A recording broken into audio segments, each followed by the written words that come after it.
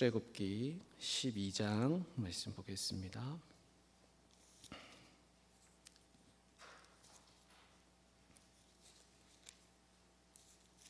출애굽기 12장 21절부터 28절까지의 말씀입니다.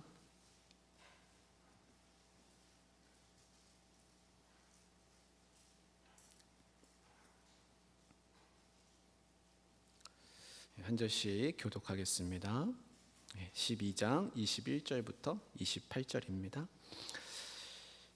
모세가 이스라엘 모든 장로를 불러서 그들에게 이르되 너희는 나가서 너희의 가족대로 어린 양을 택하여 유월절 양으로 잡고 우슬초 묶음을 가져다가 그릇에 담은 피에 적셔서 그 피를 문 임방과 좌우 설주에 뿌리고 아침까지 한 사람도 자기 집 문 밖에 나가지 말라. 여호와께서 애굽 사람들에게 재앙을 내리려고 지나가실 때에 문 임방과 좌우 문설주의 피를 보시면 여호와께서 그 문을 넘으시고 멸하는 자에게 너희 집에 들어가서 너희를 치지 못하게 하실 것임이니라. 너희는 이 일을 규례로 삼아 너희와 너희 자손이 영원히 지킬 것이니 너희는 여호와께서 허락하신 대로 너희에게 주시는 땅에 이를 때에 이 예식을 지킬 것이라. 이후에 너희의 자녀가 묻기를 이 예식이 무슨 뜻이냐 하거든 너희는 이르기를 이는 여호와의 유월절 제사라. 여호와께서 애굽 사람에게 재앙을 내리실 때에 애굽에 있는 이스라엘 자손의 집을 넘으사 우리의 집을 구원하셨느니라 하라 하매 백성이 머리 숙여 경배하니라. 같이요. 이스라엘 자손이 물러가서 그대로 행하되 여호와께서 모세와 아론에게 명령하신 대로 행하니라. 아멘.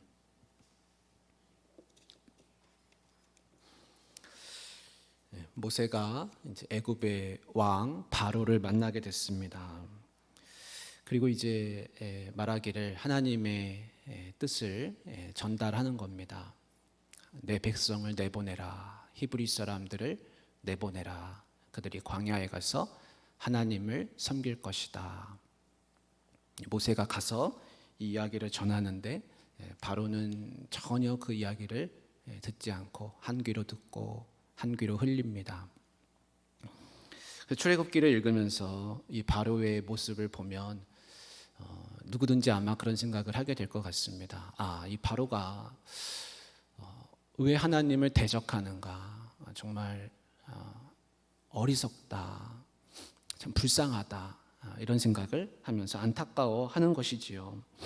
왕이라서 그런가 보다, 참 교만하다, 어리석다, 이런 생각을 누구나 다 하게 될 것입니다. 근데 이 바로의 모습을 보면서 그런 생각을 하지만 사실은 이 바로는 우리들 속에 다 들어있는 그런 모습입니다. 그래서 하나님이 원하시는 것이 무엇인지를 내가 알고 있지만 그것을 몰라서 행하지 않는 것이 아니라 알면서도 행하지 않는 그 모습이 내 속에 들어있다라는 것입니다. 그래서 바로는 어리석고 안타깝고 또 불쌍하기도 하지만 사실은 그 바로가 내 속에 있음을 우리가 기억해야 될 것입니다. 어느 책에 보니까 현대 신앙인들의 비극은 믿음으로 부름받은 사람은 많이 있으나 순종으로 부름을 받은 사람은 적다는 글을 본 적이 있습니다. 믿는 사람은 많지만 순종하는 사람은 적다라는 것입니다. 우리가 사도행전에 보면 성령 충만한 베드로가 수천 명을 회개시키는 모습을 봅니다. 그러면서 그 모습을 보면서 정말 대단하다. 어떻게 그렇게 많은 사람들을 하나님 앞으로 돌려 세우고 회개시킬 수가 있었을까? 그런데 그런 기적도 작은 순종에서부터 시작하게 되었음을 우리가 잊어서는 안 되겠습니다.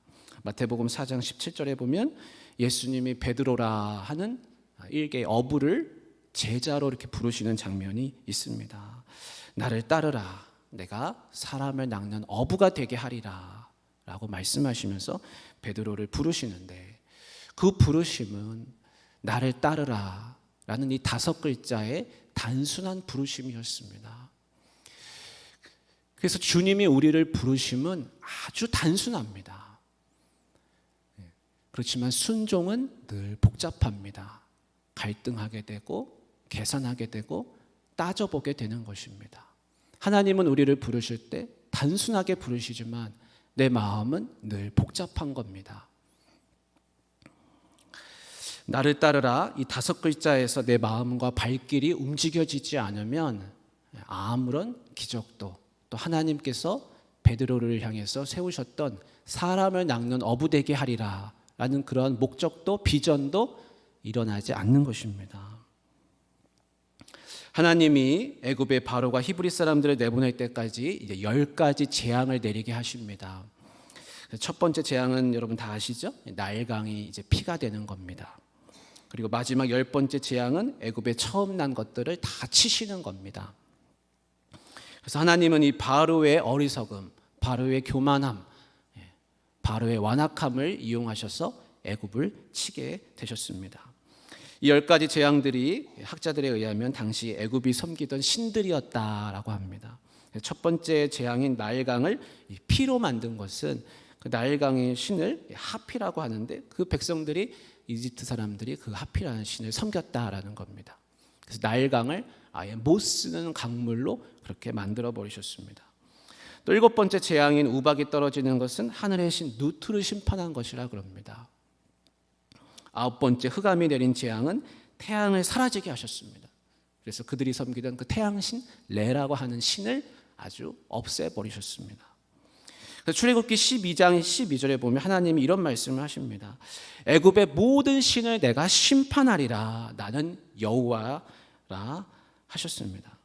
그런데 무엇보다도 이 애굽에서 가장 교만한 신이 있었는데 그 교만한 신은 누구였냐면 바로 바로였습니다.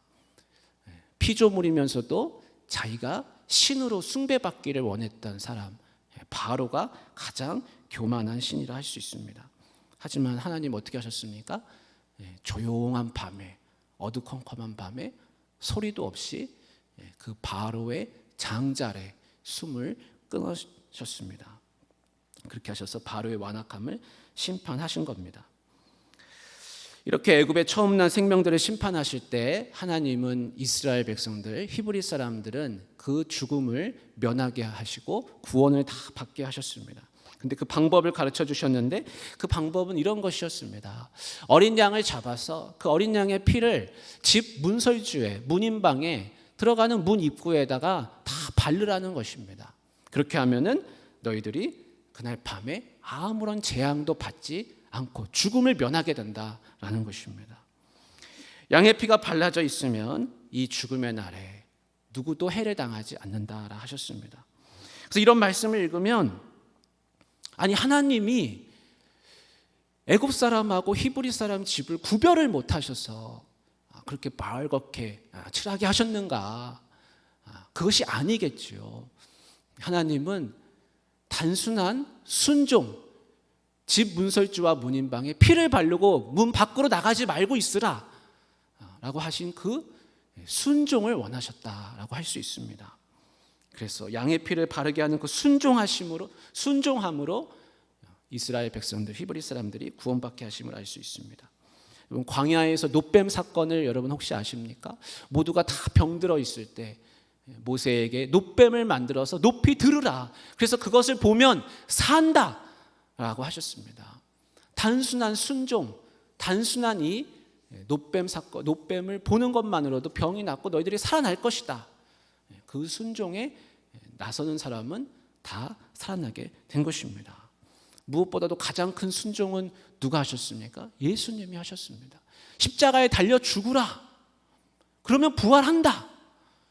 이 단순한 이 순종을 부르심에 예수님이 자기의 목숨을 십자가에 걸고 죽으셨습니다. 그래서 모든 사람들이 구원을 받을 수 있게 된 것입니다. 순종이 구원을 낳는 것입니다. 순종함으로 양의 피를 문설주에 발랐던 집은 죽음을 면하고 다 구원함을 받았습니다. 이와 마찬가지로 예수님의 보혈을 의지하는 사람은 반드시 구원을 받고 영원한 죽음으로부터 면하게 되는 것입니다. 그런데 하나님이 구원의 날을, 애굽 사람들을 치셨던 그 구원의 날을 규례로 만들어서 영원히 지키라, 이렇게 하나님은 말씀하셨습니다. 그리고 너희들이 약속한 땅에 들어가거든 그것을 영원토록 지키라, 규례로 만들어라, 잊어버리지 말라, 그렇게 하셨다라는 겁니다. 어느 가정이 있습니다. 모세가 양의 피를 문설주에 바르라고 했던 그날 온 가족이 나와서 우슬초에 양의 피를 적셔가지고 문설주에 막 바르는 겁니다. 열심히 문마다 다 발랐습니다. 그리고 이게 무슨 소용이 있을까, 그런 생각을 했을 수 있겠지요. 그리고 그날 밤에 문을 다 걸어 잠그고 집 밖으로 나가지 않고 조용히 있는 것입니다. 다음 날 어떻게 됐습니까? 그날 저녁에 쓴나물을 먹으면서 무교병을 먹고 그렇게 지냈습니다. 다음 날 어떻게 됐습니까? 애굽 사람들의 집에서는 곡소리가 들리는데 이스라엘 히브리 사람들의 집에서는 구원의 소리가 들려오는 것입니다. 세월이 흘러서 그 집안의 후손들이 이제 유월절을 지키는 겁니다. 어떻게 지키는가 보았더니 그 조상들이 그날 저녁에 했던 그 일을 똑같이 재현을 하는 겁니다. 그래서 쓴나물을 먹고 누룩이 들어가지 않은 무교병을 먹으면서 그날 밤에 조상들이 했던 그 모습을 똑같이 온 가족이 재현을 하는 것입니다. 그러면서 자녀가, 하나님이 그러십니다. 너희 자녀가 물을 것이다. 이것이 무슨 뜻이냐? 무슨 뜻입니까, 아버지? 이게 무슨 의미입니까? 왜 쓴나물을 먹고 왜 무교병을 먹고 왜 이렇게 합니까? 그렇게 하거든 너희는 그 자녀에게 대답을 해줘라. 하나님이 너희에게 베푸신 구원의 날이다. 애굽 사람들의 집은 다 쳤지만 너희는 구원하셨던 구원의 날이다. 그것을 자녀들에게 가르쳐 주라는 것입니다. 그래서 세대가 흘러도 변함이 없이 매년 6월절이 되면 그 자녀들이, 그 자손들이 그 하나님의 구원하심을 기억하도록 하라라고 그렇게 하셨습니다. 하나님은 하나님의 구원하심이 기억되기를 바라십니다. 잊혀지기를 원치 않으십니다. 세대가 흐르고 세월이 오래 흘러도 하나님이 하셨던 그 구원 사건은 반드시 너희들이 기억을 하라. 그래서 6월절을 만들게 됐습니다. 지난 4월 달인데요. 제가 신학교에서 같이 공부했던 분인데 어떤 분이 카톡방에 올린 거예요. 단체 카톡방에. 그분이 세상을 떠나게 됐다라는 겁니다. 그래서 주일날 찬양 예배가 끝나고 한 2시간여를 이제 운전을 해서 그 장례식장에 혼자서 이제 가게 됐습니다. 그래서 가면서 그런 생각을 했습니다. 나이가 40대 중반밖에 안 됐을 텐데 왜 이렇게 일찍 갔을까? 그분은 같이 공부할 때 성경 어디 몇 장 하면은 그 내용을 줄줄줄 다 얘기할 수 있을 만큼 성경을 통째로 다 암송을 해서 내용을 다 기억하고 그렇게 하셨던 분이었습니다. 그래서 세 사람이 저와 이렇게 반을 스터디 그룹을 만들어서 같이 매일 저녁마다 성경을 같이 공부했었습니다. 근데 그분이 이제 세상을 떠난 것입니다. 그래서 가서 보니까 어린 자녀 셋이 상주가 되어서 그 자리를 지키고 있습니다. 그런데 큰 아이는 이제 겨우 중학교 2학년, 작은 아이는 초등학생, 막내는 초등학교 2학년, 이렇게 세 아이가 그 자리를 지키는 겁니다. 그래서 그 영정 앞에 조화를 잘 놓고 기도를 하고 나서 그 아이들을 보니까 무슨 말인가를 해주고 싶은 거예요. 너희 엄마는 이런 사람이었단다. 그래서 그 아이를 이렇게 쓰다듬어 주면서 안아주면서 이제 나는 목사님인데 엄마하고 같이 학교에서 공부를 같이 했었어. 그런데 엄마가 성경을 얼마나 잘 가르치셨는지 같이 우리가 반을 만들어서 공부를 했었어. 그래서 목사님은 너희 엄마한테 성경을 배웠단다. 엄마가 목사님한테 성경을 가르쳐 주셨어. 잘 커라 하면서 이렇게 안아주게 됐습니다. 그 상주인 그 3명의 자녀에게 그 엄마는 어떤 사람으로 기억될까? 간절한 바람은 너희 엄마는 정말 멋지고 훌륭하고 정말 대단한 분이었어. 그렇게 기억되기를 바라는 그런 간절한 마음이 있었습니다. 근데 엊그제 월요일 이렇게 누가 또 카톡방에 또 이렇게 장례 소식을 올렸습니다. 근데 그 상주를 보니까 2 아이가 있는 거예요. 그래서 4월 달에 그 상주였던 그 3명의 자녀들이 또 생각이 나는 겁니다. 그래서 월요일 저녁에 또 2시간 열흘 운전을 해서 그 장례식장을 혼자 찾아갔습니다. 가면서 그런 생각을 했습니다. 이 친구는 초등학교 6학년 때 같은 반이었다가 30년 동안 한 번도 얼굴을 보지 못했는데 이제야 다시 만나는구나. 그런데 이 친구는 사진 속에 영정의 모습으로 나를 보게 되고 나는 장례식장에서 너를 사진으로만 보는구나. 왜 이렇게 빨리 갔을까 하면서 그 장례식장을 갔습니다. 가서 보니까 초등학교 4학년 11살짜리가 큰 아이이고 둘째는 10살 초등학교 3학년입니다. 2 아이가 상주가 돼서 자리를 지키고 있습니다. 그래서 영정 앞에 또 조화를 잘 놓고 기도를 드린 후에 그 아이들을 보는데 그런 생각이 드는 거예요. 이 아이들은 혹시나 자기의 아버지를 어떻게 기억을 할까? 나는 오래전에 이 아버지의 어린 시절을 기억하는 한 사람으로서 이 아이의 모습, 이 아버지의 어린 시절의 모습을 이 상주인 이 자녀들에게 기억되게 했으면 좋겠다. 근데 그 친구가 어렸을 때 초등학교 6학년 때 축구부였습니다. 그 학교는 축구부가 있어서. 근데 그 친구가 얼마나 축구를 잘했는지 또 얼마나 멋진 축구화를 신고 축구를 그렇게 잘했었는지 제가 그 모습을 기억하고 있거든요. 그래서 그 아이들을 이렇게 안아주면서 그랬습니다. 아저씨는 초등학교 6학년 때 아빠하고 같은 반이었던 친구야. 그런데 너희 아빠는 정말 축구를 잘했어. 정말 운동을 잘했어. 너희 씩씩하게 잘 커라. 2 아들한테 이야기를 해줬습니다. 그러니까 그 큰 아이가 저한테 그러는 거예요. 아빠가 6학년 때 몇 반이었어요? 그러는 거예요. 6학년 10반이었단다. 그러니까 그 작은 아이가 옆에 있던 엄마한테 아빠 축구했어? 시흥초등학교에 축구부가 있었어? 아빠 축구했어? 그러니까 옆에 있던 그 고인의 할아버지가 그 상주의 할아버지가 아빠가 축구했단다 하면서 축구 얘기를 또 한참 하는 겁니다. 우리는 누구에게 어떻게 기억될 것인가? 하나님이 하신 그 구원 사건이 잊혀지지 않고 기억되기를 바라셨습니다. 어떻게 기억되느냐가 어떻게 사느냐만큼이나 중요합니다.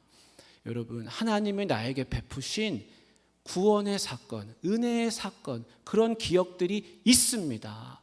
그런 소중한 기억들을 내가 금세 잊어버린다면 하나님은 어떤 마음이 드시겠습니까? 나는 너에게 구원을 베풀었고 나는 너에게 이렇게 은혜를 베풀었는데 너는 살면서 그것 아무런 것도 오래되었다고 그냥 잊어버리고 사는구나 라는 생각을 하나님이 하신다면 서운해하시지 않겠습니까?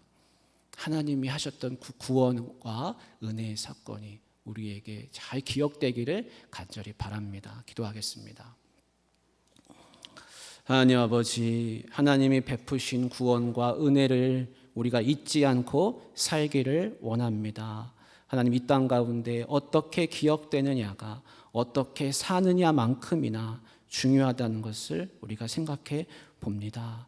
하나님이 나에게 베푸신 은혜를 늘 잊지 않고 살아갈 수 있도록 하나님 도와주시옵소서.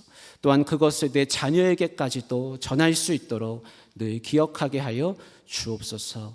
하나님, 오늘 한 날을 주님께서 지켜 보호하여 주시고 특별히 우리 성도들의 생업과 가정을 평안하게 하여 주옵소서. 코로나로부터도 안전하게 보호하여 주옵소서. 우리 주 예수님의 이름으로 기도드리옵나이다. 아멘. 하늘에 계신 우리 아버지여, 이름이 거룩히 여김을 받으시오며 나라에 임하시오며 뜻이 하늘에서 이루어진 것 같이 땅에서도 이루어지이다. 오늘날 우리에게 일용할 양식을 주옵시고 우리가 우리에게 죄 지은 자를 사하여 준 것 같이 우리 죄를 사하여 주옵시고 우리를 시험에 들게 하지 마옵시고 다만 악에서 구하옵소서. 대개의 나라와 권세와 영광이 아버지께 영원히 쌓옵나이다. 아멘.